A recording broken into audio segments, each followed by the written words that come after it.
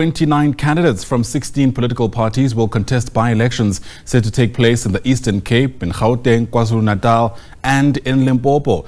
SABC News reporter Natasha Phiri is watching developments and she joins us now in Johannesburg. And Natasha, this is being described as the biggest bout of by-elections of the year so far, and the activity behind you there, I suppose, bears testament to that. Definitely, and of course it is quite a hive of activity here in Ward 82 in the Johannesburg municipality. Of course, we're at Claremont Primary School, and you would have seen in the past hour we spoke to the various residents here. Of course, water outages, issues of service delivery, high crime and drug rates are just some of the issues that the people actually face here. So this was a DA ward, and unfortunately, due to the passing of their councillor, this now position has been left vacant. And of course, you've got 10 political parties, Ayanda, actually vying for that position. So I just want to ask for you and your viewers' patience. Of course, as SABC News, our duty is to deliver independent and impartial, news and views. So I just want to get, reactions from each and every councillor, perhaps just one in there. And of course, you're joined by a gentleman here from the AIC, a very hotly contested ward, sir.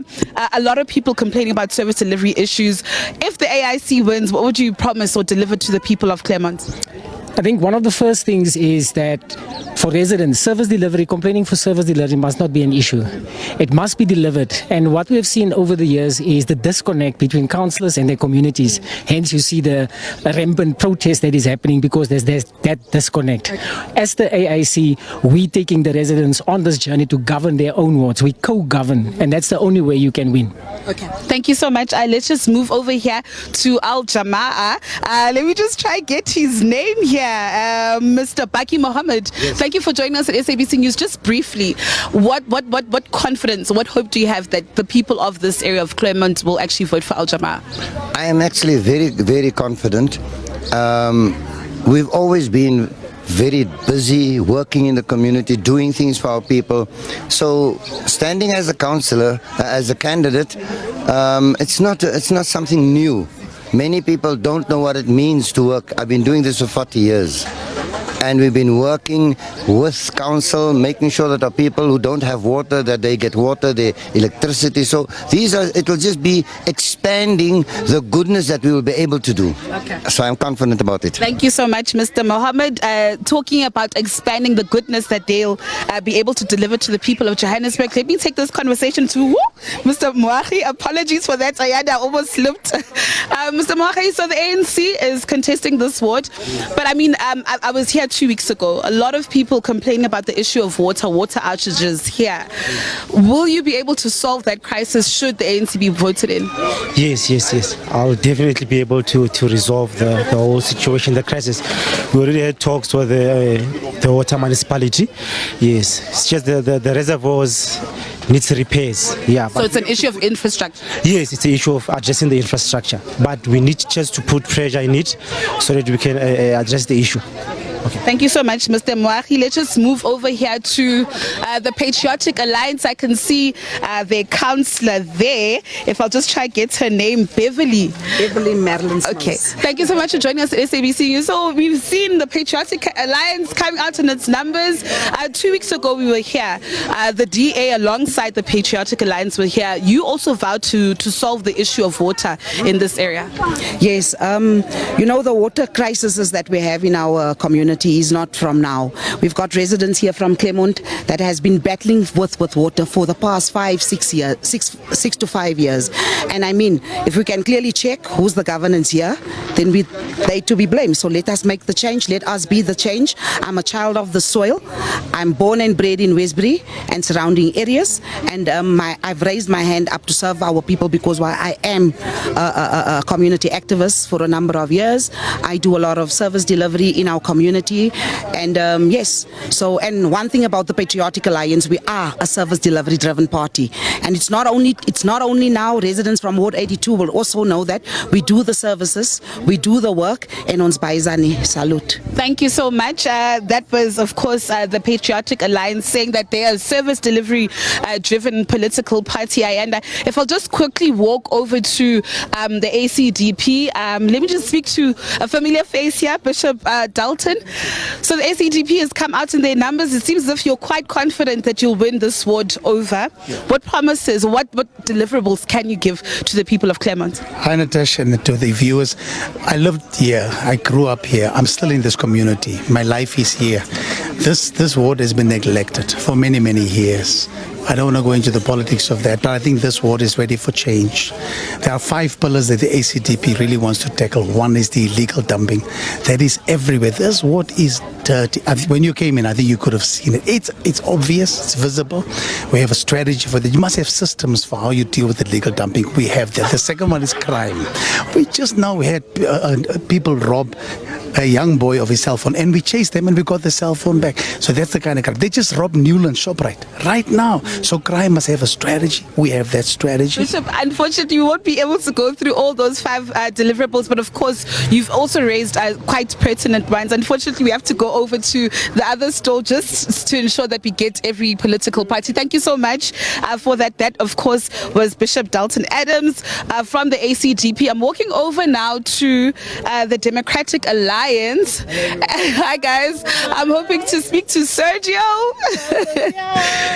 Sergio, of course, is a member of the provincial legislature here. Sergio, thank you so much for joining us at SABC News. So this is a DA, or was a DA run ward, and unfortunately you lost your councillor.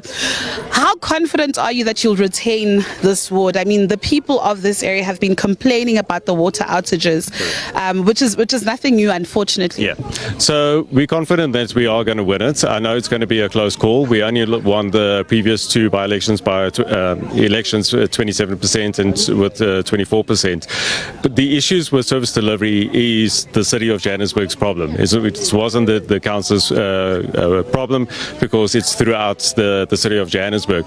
The ANC, the PA, Action SA, Al Jama-ah are in government, and these water issues commence under their administration. We've been hearing during our canvassing period is that, even over the December period, over the Christmas period, people didn't have water and didn't even have water tankers. What's unfortunate, and we've been seeing during this election campaign, even during registration weekend, certain political parties, the Green parties, were actually hijacking these water tankers. And do you have evidence of that? We have photos, we have videos of it. And I can show you. So they actually go into the water tankers and taking it to their supporters, which is incorrect. Don't use city resources for political campaigning. Even I've got our shadow MMC for EISD in the city of Johannesburg with me, and he can attest to that. There's been no service delivery. The previous councillor, the late Ahmed Kana, for 5 years, he's been asking for service delivery in this area. Our stand-in councillor had also been asking for service delivery. Absolutely nothing. A week before elections, now all of a sudden there's service delivery. Gentlemen, thank you so much for your time. We will be catching up with you. Ayanda, I just want us to quickly just make a walk. If Temba can just be careful of the step ahead of him. The EFF is further down in the corner there, and we're hoping to speak to their candidates, Mr. Sechaba Sono.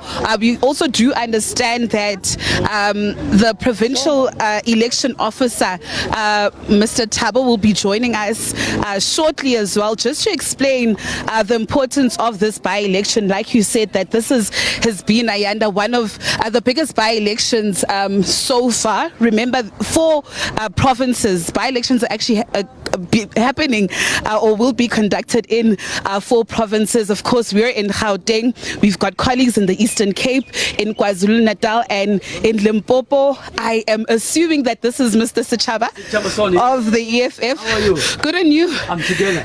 We took a lengthy walk to get to you, but I mean, first and foremost, the promises that the EFF will make to the people of Claremont, water is a huge one. Yes. Crime, drugs. Yeah, well, let's start with the water. The EFFs, when we were working, because we are not calling it a campaign. Us is a service. When we start servicing / campaign, we witnessed here in this ward, the DA and other political parties, they were using water as a gambling tool to say, you vote for us or we give you water. Our position is clear. You have never and you will never, during the course of this campaign, you will never see even a simple one small truck of the EFF carrying water. But we don't believe that we must gamble with water. Water is a human right. People must get water. It must not be conditional. So we see parties using water to woo the vote of the people. This is very, very wrong, very wrong. So other than that, in terms of the promise, you call the promise. We are not necessarily calling it a promise, but it's what we have engaged the society. We touch the parts of the society, and in response, the society raised one fundamental issue here. They said the community, in particular the youth, need job creation or need employment. So we started visiting companies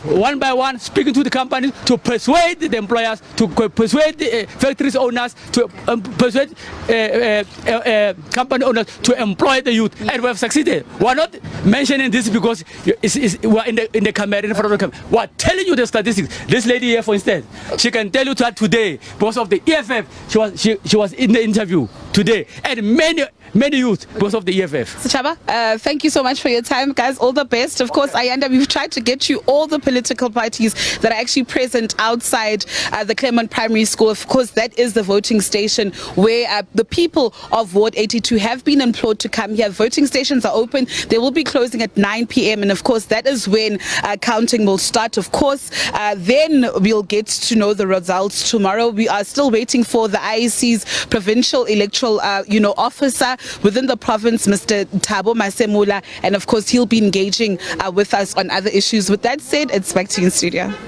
Natasha Phiri with that comprehensive reporting, really a snapshot of the sentiments I imagine that exist elsewhere in the country for this massive by-election.